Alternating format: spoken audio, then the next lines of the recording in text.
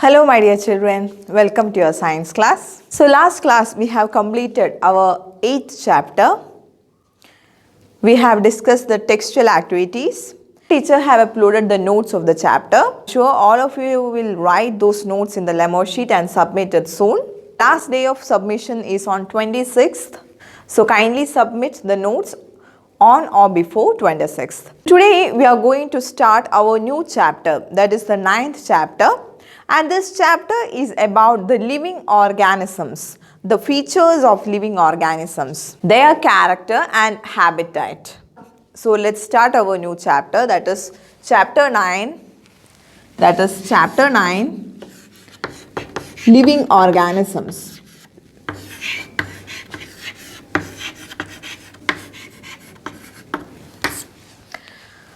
So dear children, before starting the class, I want all of you to observe the things near you. Just look around and see what are the objects you see around you. Yes, you can see the laptop or the mobile screen through which you are watching the class. You can see the tables, chairs, and when you watch around, you can see the appliances around you, that is like fan, regulator, switchboard, and your study materials like books, and there may be window, and when you look outside the window you may see some trees, plants, birds, etc. Isn't it? So each one of us are surrounded by many items around us. We have clothes, papers, pencils, we have plants, trees, pet animals. Now how can you categorize the items around you? Yes, you can categorize them as living and non-living organisms or living or non-living items, isn't it? So the trees, shrubs, plants, etc. and the butterfly, all the organisms come under the living organisms, whereas pencil, clothes, mobiles, books, desk, table, etc. comes under non-living things. So you can easily categorize the things around you as living organisms and non-living things, isn't it? Now, all the living organisms, they look different, but they do have some common characters. So in this chapter, we are going to learn what are the common characters of the living organisms. So the first common character of the living organism is all the living organisms are made up of cell. All the living organisms are made of cell. So what are these cells? Cells are the basic structure of the living organism. Cells are the basic structural and functional unit of an organism. Based on the number of cells present in the organism, they are divided into unicellular and multicellular organism. So based on the number of cells, they are divided. Organisms are divided into unicellular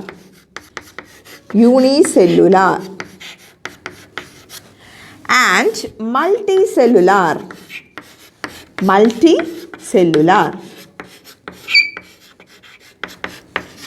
Now, what is this unicellular and multicellular organism? That is, some living organism consist of a single cell in them. So, such organisms which lives with a single cell is called unicellular organisms. Now, what are the examples for unicellular organisms? You may have learned about unicellular organisms. What are the examples for unicellular organism? That is, the organism living with a single cell.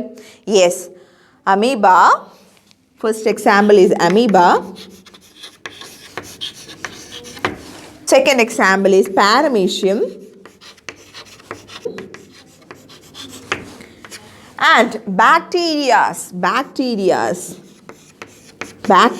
You may have heard about bacterias. So, amoeba, paramecium, bacterias, etc. are example for unicellular organisms. That is the organisms which are having a single cell within them. When we say the characteristics of this unicellular organism, they are so small in nature.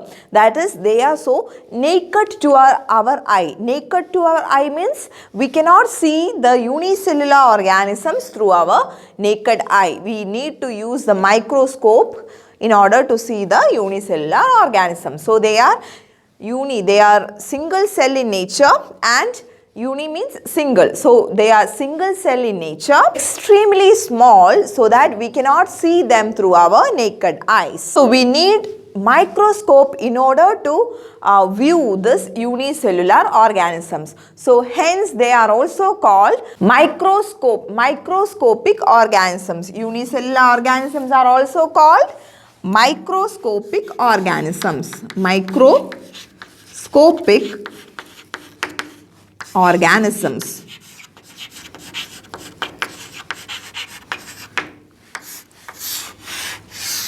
Now, why are unicellular organisms also called microscopic organisms?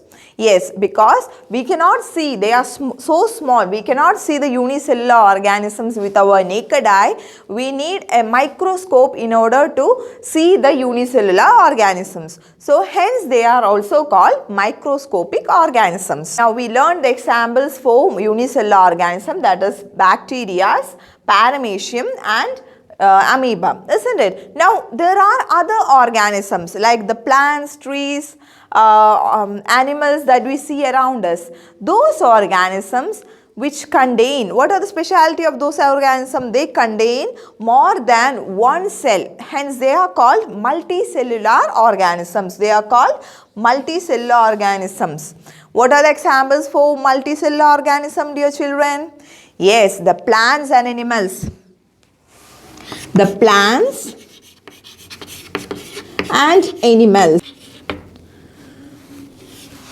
So, what are the examples for multicellular organism? Yes, the plants and animals. And what are the characters of multicellular organism? That is, the multicellular organisms have more than one cells. They are multi in nature. Multi means more, multiple. That means more, isn't it?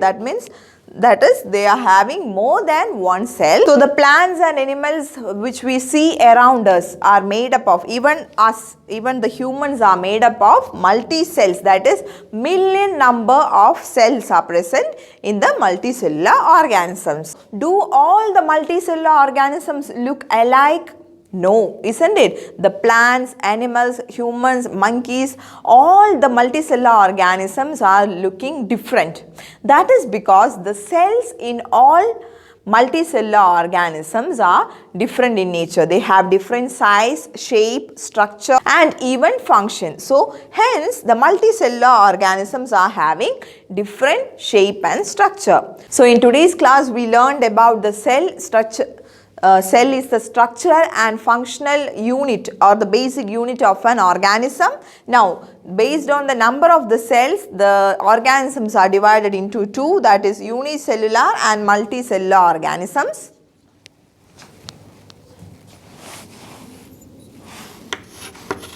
Based on the number of the cell present in the organisms are divided into two. They are unicellular and multicellular organisms. Now, the features of unicellular organisms is they are having a single cell, and the examples for unicellular organisms are amoeba, paramecium, bacteria, etc.